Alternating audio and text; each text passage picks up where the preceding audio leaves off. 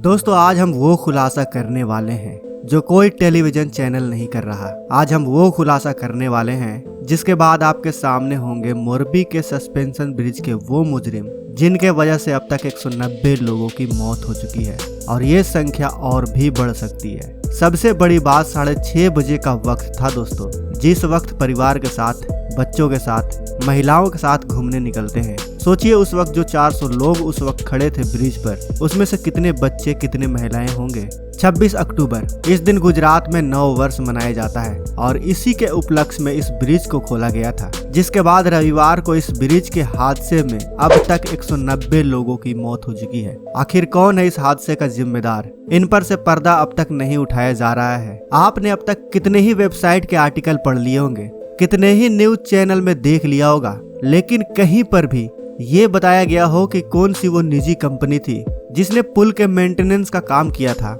आखिर इतने बड़े हादसे का जिम्मेदार कौन है?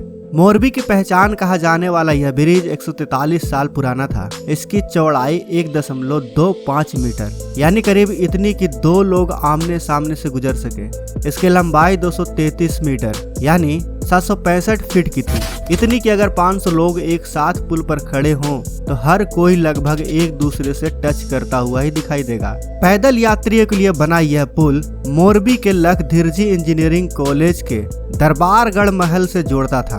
हादसे के बाद कई सवाल उठे जो दिखाते हैं कि जिम्मेदारों की अनदेखी से एक साथ सैकड़ों लोगों की जान ले ली।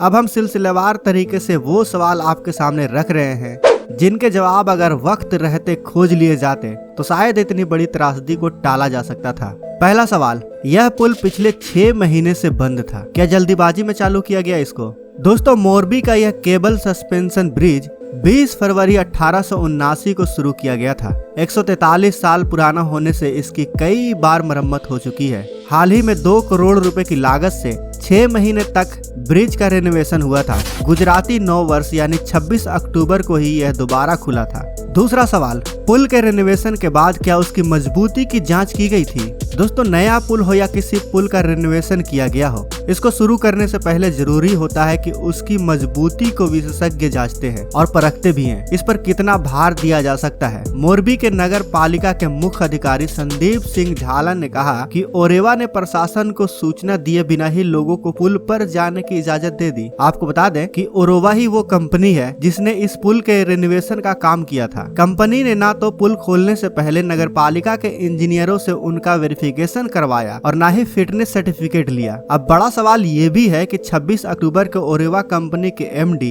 जयसुख पटेल ने प्रेस कॉन्फ्रेंस में पुल को चालू करने की घोषणा की थी, तब नगर पालिका ने इसे क्यों नहीं रोका? तीसरा सवाल, इतनी भीड़ पुल पर कैसे पहुंची? दोस्तों यह ब्रिज पिकनिक स्पॉट के तौर पर मशहूर था। दिवाली के बाद वीकेंड में लोग घूमने निकले हुए थे। ब्रिज 6 महीने के बाद खुलने की वजह से भी इसको लेकर लोगों में आकर्षण था। इस वजह से इतने से ज्यादा लोग एक साथ घूमने पहुंच गए। लेकिन इतने ज्यादा लोगों को पुल पर जाने के लिए रोका क्यों नहीं गया? आपको बता दें कि ओरोवा कंपनी से अगले 15 साल यानी 2037 तक के लिए पुल की मरम्मत, रख रखाव और ऑपरेशन का समझौता किया गया था। पुल पर कंपनी के नाम का बोर्ड तो मौजूद था, लेकिन समता को लेकर दोनों छोरों पर कोई सूचना या चेतावनी नहीं लिखी गई थी। मीडिया रिपोर्ट की माने तो जानकारी तो यह भी मिल रही है कि पुल पर जाने के लिए बड़ों से 17 और बच्चों से 12 रुपए का टिकट वसूला जा रहा था। ओरोवा कंपनी ही टिकट के पैसे वसूल रही थी, लेकिन टिकट चेक करने के लिए दोनों सिरों पर खड़े गार्ड्स ने लोगों की संख्या को चेक नहीं किया। चौथा सवाल, क्या ब्रिज उधर से टूटा जिधर भीड़ ज्यादा थी? दोस्तों फोटो और वीडियो देखकर सस्पेंशन ब्रिज बीच में से ही टूटा दिखाई दे रहा है, लेकिन ब्रिज के टूटने की शुरुआत कहां से हुई इसकी पुख्ता जानकारी अभी तक मिलनी बाकी है। गुजरात के गृह मंत्री हर्ष संघवी ने सोमवार सुबह प्रेस कॉन्फ्रेंस में कहा कि ब्रिज कहां से टूटा और इसकी वजह क्या थी, यह जानकारी FSL रिपोर्ट से ही मिल सकेगी। पैदल पुल और पानी के बीच करीब 100 फीट की दूरी होने का अंदाजा लगाया जा रहा है। पानी की गहराई भी 15 फीट के करीब बताई गई है। प्रत्यक्षदर्शियों ने बताया है कि पुल टूटने के बाद लोग एक दूसरे के ऊपर गिरे थे। NDRF ने इसके नीचे गार्ड बर्बाद होने की भी बात कही है। ऐसे में बहुत संभव है कि पुल से गिरने के बाद कई लोग गाद में जा धंसे हो। और एक बात दोस्तों, देश में ये पहला हादसा नहीं जिसमें इतने लोगों की जान गई हो। इससे पहले भी 10 सितंबर 2002 में रफीगंज बिहार में रेल ब्रिज टूट गया था,